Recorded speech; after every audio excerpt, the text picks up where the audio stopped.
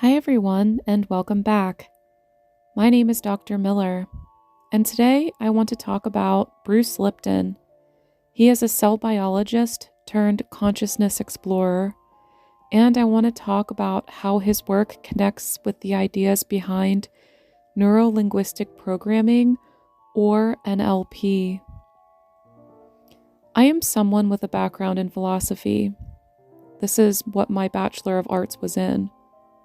I've always been fascinated by the power of language, not just as a tool for communication, but used as a framework to create reality.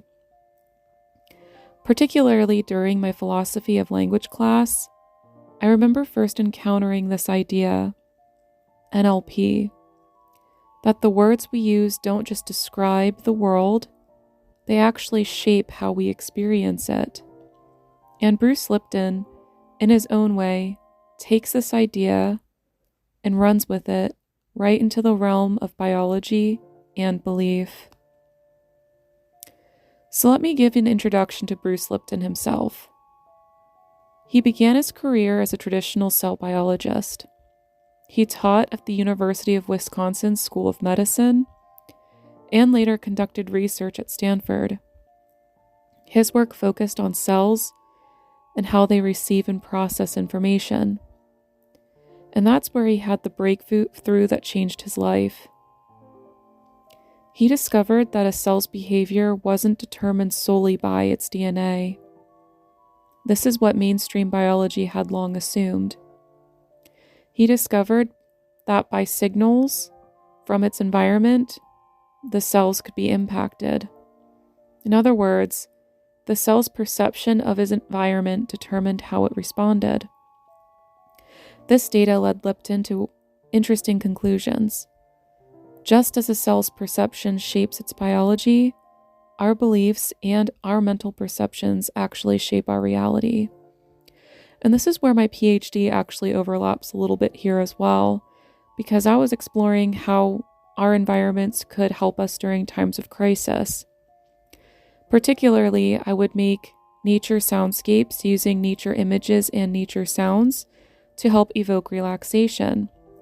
In a way, this is kind of like manipulating your current reality.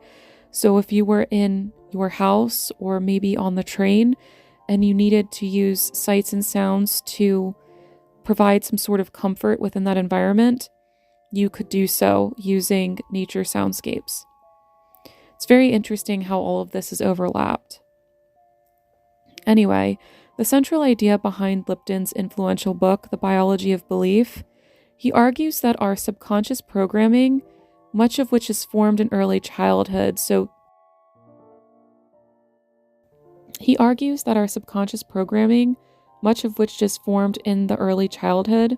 this would be the years between 0 and 7, acts as an invisible operating system that runs about 95% of our daily behavior.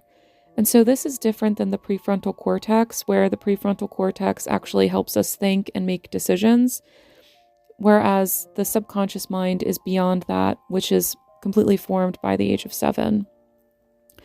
So if this is programming rooted in fear or limitation or self-doubt, it can silently direct our lives along the same patterns. Now, this is where the philosophy of language and neuro-linguistic programming come in. NLP is based on the idea that language we use, both internally and externally, shape the neural pathways in our brain. It's a form of mental reprogramming, a way to change our subconscious scripts through the deliberate use of words, images, and emotion. Lipton's approach parallels this. He often says that the subconscious mind learns through repetition and emotion, not logic, because after all, the subconscious mind is not using the thought like the prefrontal cortex is. So while you can't simply tell yourself to stop being afraid or confident, you can teach the subconscious through new emotional experiences and consistent linguistic framing. In essence, it's a matter of having repetition and talking to yourself. And Bruce Lipton has suggested various different methods in order to help out with this reprogramming, one of them being hypnosis.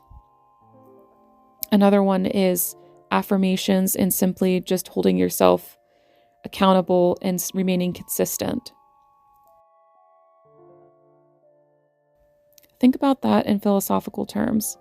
Language isn't just representational, it is also performative. When we say, I am calm or I am confident, we aren't merely describing a state, but we're actively creating the conditions for it as well. This connects directly to thinkers like J.L. Austin and John Searle, who wrote about speech, the idea that language can do things, not just say things. Lipton's work translates this concept from the realm of linguistics to the realm of biology and behavior. So, how do we actually apply this knowledge? How do we apply this information? Here are the 3 methods inspired by Lipton and the NLP that can help reprogram the subconscious. Number 1, conscious language. Pay attention to the words you use about yourself. When you say things like, I am bad with money, or I can't do this, your subconscious treats that as instruction. Replace those patterns with empowering statements, and not just empty affirmations, but consistent cues that help you reshape your internal narrative. Number 2, visualization with emotion. Lipton emphasizes that emotion is the key to subconscious learning.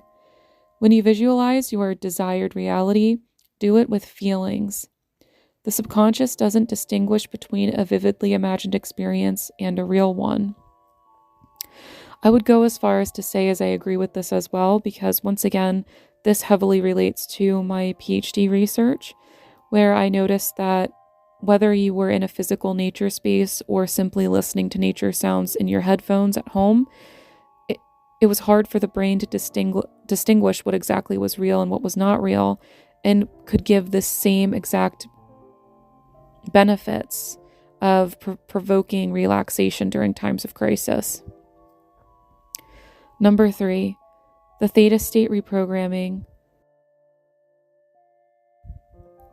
Lipton often talks about the brain's theta frequency, the relaxed meditative state between waking and asleep. This is the ideal time to install new subconscious beliefs. So during this time, it's best to listen to affirmations or guided visualizations, so that way the power can be used to rewire your old patterns. When I first connected Lipton's ideas with what I'd studied in philosophy, I felt like 2 worlds were merging, the scientific and the linguistic, but also the artistic and creative and emotional worlds too. In the philosophy of language, we learn that meaning is never fixed. It's fluid, contextual, and alive. Lipton's biology of belief takes that principle and applies it to human organisms. Our meaning becomes molecules, our beliefs become biology. So in other words, change your words and you begin to change your world. My advice is the next time you catch yourself saying you can't, you might remember that you're speaking not just to yourself, but to every cell in your body, and every cell in your body is listening. Once again, I am Dr. Miller, and if this resonated with you, share it with someone who might need a reminder that their words hold power. Until next time.